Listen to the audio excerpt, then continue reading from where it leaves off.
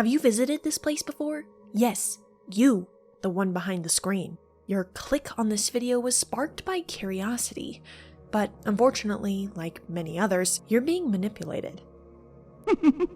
By using you as an example, this is exactly what the Happy Mask Salesman does to us. Our hero's curiosity down to Termina leads us to this dire destiny, and consequently, a salesman exploits us to serve his own ends. But who exactly is this individual?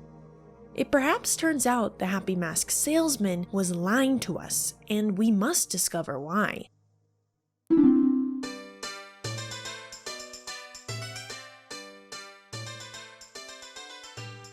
Let's start from the beginning. The Happy Mask Salesman makes his first appearance in the series during Ocarina of Time. He maintains his presence by owning the Happy Mask Shop in Castletown, a strange building located near the Temple of Time. The shop's doors eventually open when Link obtains passage through the Death Mountain Trail by giving Zelda's letter to the guard. The guard expresses his son's desire for a popular mask from the new business, and pushes Link to obtain one on his behalf. When Link eventually returns to Castletown, the Happy Mask Shop is no longer unoccupied.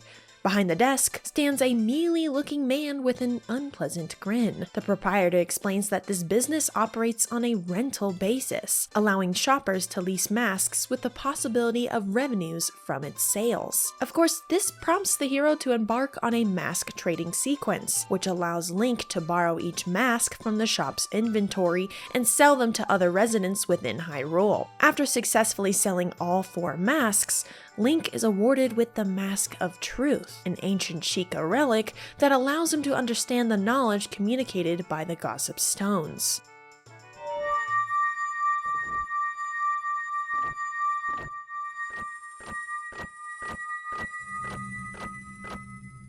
But 7 years can pass since Link pulls the Master Sword and jumps into adulthood. Ganondorf's wrath has left Castletown in ruins, making the Happy Mask Shop abandoned and inaccessible. The elusive proprietor has disappeared, and his whereabouts remain unknown. But his disappearance doesn't mean his demise, because the Happy Mask Salesman, along with other important characters, appear in the game's end credit scenes at Lon Lon Ranch. So surely he must have found a way to survive Ganon's rule. Nonetheless, I believe there's something more going on here.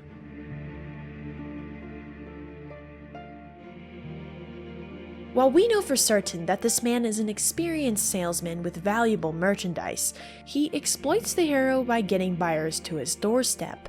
Is there a sense that, for whatever it's worth, that he was really just using us in order to succeed? I can only imagine his amazement when Link is locked away for 7 years and wondering why this kid is gone while the world around him has gone awry. Sure, he can point to Ganon's rule as the obvious explanation, but what if the Happy Mask Salesman never did? What if he blamed us for the demise of his shop? A proprietor who sees customers all day and night starts to fit people into Castletown into categories, right? So when he sees a random boy with a fairy, sword, and shield, we as Link just really stand out. A hero who not only sells all of his masks and helps him really succeed in his business, but then just disappears for 7 whole years. And during those 7 years, if I were the salesman, I would be blaming the boy who helped our shop. Never seeing the entrepreneurial boy who helped my business for the next 7 years is something I would never forget. And maybe that harbored something sinister within the Happy Mask Salesman.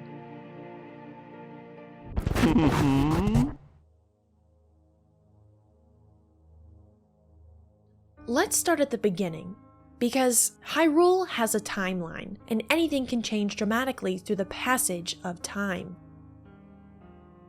When the hero succeeds in Ocarina of Time, the timeline begins to divide in two. One where he's still an adult versus the timeline if the hero stays as a child. In the child era timeline, this occurs from the consequence of Princess Zelda's decision to send Link back in time after Ganon was defeated. But in this other reality, Link only just alerts a young Zelda of Ganondorf's treachery. This is where the Sacred Realm remains protective, of course, and starts a new legacy of the hero. As a result, many of the events depicted in Ocarina of Time that are accomplished by the adult Link are prevented from even occurring in the child era. This now sets Link on just a quest to locate Navi after her mysterious disappearance from the Temple of Time. The specifics of Hyrule's fate during this period just remain largely obscure.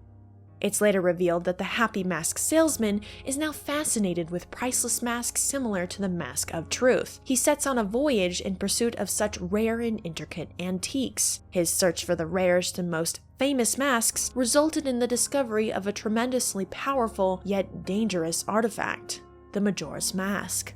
This mask harbors an inherently wicked power that imparts upon its wearer. However, by the time the mask salesman discovers it, the old tribe had fled into obscurity, and with them the actual knowledge of the mask's power. So we don't know exactly where or how the salesperson obtained the Majora's Mask. But it wasn't long before the salesman's terrible destiny was actually sealed. Seizing his chance, the Skull Kid steals Majora's Mask from the seller, and after putting on the mask, its malicious forces began to impose their hold upon the Skull Kid. It just so occurs that within the same time, Link is also searching within these woods for Navi, and the Skull Kid appears and snatches both Epona and the Ocarina of Time. It is at this point that a horrible paradox commences between two characters, Link and the Happy Mask Salesman.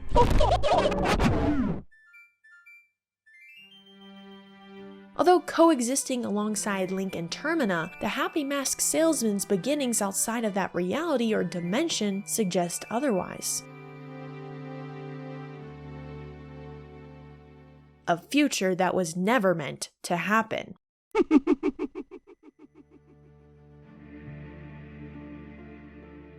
And this is nowhere more evident than at the end of the game, when the salesman just begins to walk away and simply just vanishes. No, he doesn't just leave over the horizon, he just vanishes from thin air from the world of Termina. It's as if time and his presence never really existed here in the first place.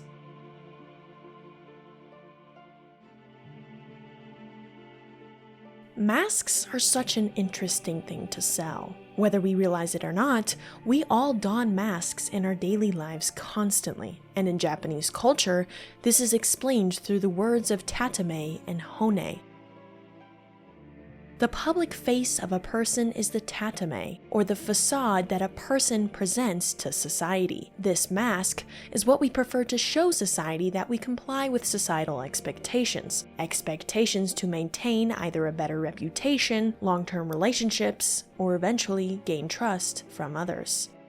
But in our private lives, our true mask shows. This is the mask we keep to ourselves and never show to the public, for to show it would be disgraceful and maybe have the neighbors talking. Have we ever considered that the Happy Mask Salesman is the providence of wearing one's mask? Just as a mask can conceal one's face, it also veils their true personality.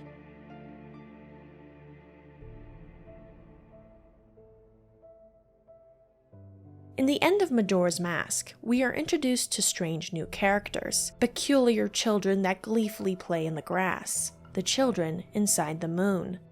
It's later revealed that they are the former models of the Happy Mask Salesman. And while both of them share a striking resemblance physically, they both speak the same as well. The children ask Link about what makes him happy, whether he is a mask salesman, and what is your true face. The existence of the Moon Children might symbolize a figure of fascination from Majora, who yearned for genuine power beyond just being a physical, simple mask. Majora's ambition to fully understand the salesperson symbolizes its yearning and almost flaw to dominate over a pure-hearted man who hides his mask well. And it's quite intriguing that the Happy Mask Salesman, who sells and deals in masks, never actually wears one himself. This could be because he himself is wearing a mask, his ability to embody both Hone and Tatame. The Happy Mask Salesman bearing this kind of authority is a very strong weapon against any kind of evil. which may in fact led to Majora's fascination with it. And in the end, the Happy Mask Salesman explains this. You sure have managed to make quite a number of people happy. The masks you have are filled with happiness. This is truly a good happiness. According to the salesman, the most important lesson is that maybe happiness is truly a mask worth embracing. A mask that we can wear authentically, never to be mistaken for a disguise. In the final analysis, the identity of the Happy Mask Salesman remains a captivating mystery, one that stirs curiosity but even personal reflection. Perhaps in his own peculiar way, he was guiding us towards a brighter outcome, even if it meant benefiting themselves within the process. As we consider the salesman's perplexing role within Zelda, it's easy to sympathize with his awful situation. In contrast to our dramatic adventure through Ocarina of Time and Majora's Mask, the salesman's destiny appears undoubtedly grim. He loses his business, his masks, and maybe even his life. But despite it all, he considers joy within the midst of it.